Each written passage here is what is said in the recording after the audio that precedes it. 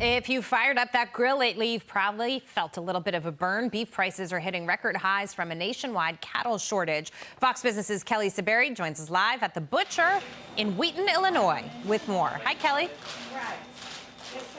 Hey, it's still quite busy here at Wheaton Meat Market. That's because demand is still high, and that's playing into why these prices are sizzling. At the same time, U.S. cattle inventory is at its lowest level in about 74 years. And then couple that with drought conditions that have dried up land, basically eliminating the grass that these animals would eat. And now farmers and ranchers are left to buy expensive feed in order to feed these cows. Now, I want to bring in the price of steak. It's up about 8% year over year. That's according to federal data for June. On the other hand, ground beef is up about 13%. And here at this store, ground chuck is up almost 20%. I have the owner of the store here with me, Brett Joseph, to talk about what the biggest issues have been for a small business owner like yourself. Keeping margins in an appropriate area for the consumers to keep rolling in.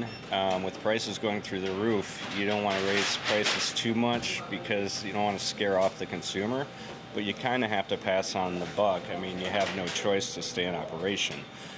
So demand has stayed very strong. Prices are absolutely through the roof because cattle counts are down, and demand is high.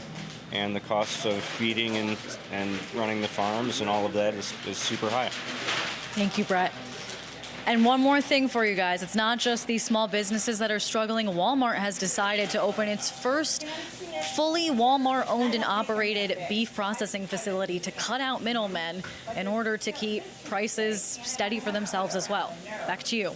All right, Kelly Saberi, thank you for that. And some of the causes for prices to be high include feed prices, labor prices, energy costs going up. So hopefully we were talking a little bit more about what the next phase of Trump's plan is. But once we start to see all the spokes in the wheel come together, you would think that it would benefit the farmers, Charles. Yeah, well, farmers are betting on President Trump big time as well. So, grain prices, all of these things. And the idea that the herd is at the lowest level since 1951 is shocking. It really is shocking.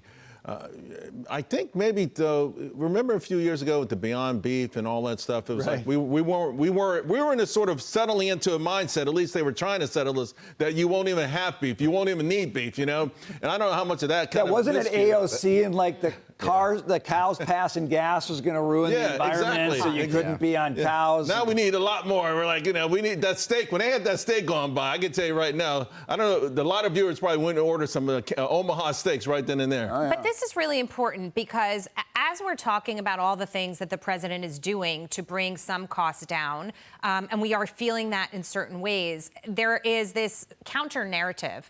And Lou, you're shaking your head because the left is grabbing onto things like this, and they're saying, but see, really, he's done nothing for you because beef prices are you up. don't want beef to become the eggs of the Biden inflation poster child, right? Because they use that, we use that, rightfully so, as the key indicator of inflation. So I think if you look at consumer spending, down about 0.2% since the beginning of the year. Durable goods like appliances have gone up, but no one really measures that. But if you talk about beef at the store going up, everyone at home in Main Street America is going to realize that, and it's going to create a battle cry for the Democrats to really say, hey, inflation's not under control. So I think this is an issue, to your point, that has to be handled in the back half of the year. But if Walmart can't bring down prices, nobody can. That's how I look at it. I think beef being up, too, is part of the MAHA win. I think meat is back. I think beef is back. Yeah, I think people realize this is good to eat. It's better to eat than a lot of things, including the synthetic meats or whatever. So, I mean, I don't like to see these prices go up because I want to grill and I want to do it at a good price. But I also like that I think America's reorienting its food tastes and it's getting back to things like beef and American beef. And if that happens, it's not like prices will adjust, supply will come online. It just takes a while in beef because it's not like chickens, right?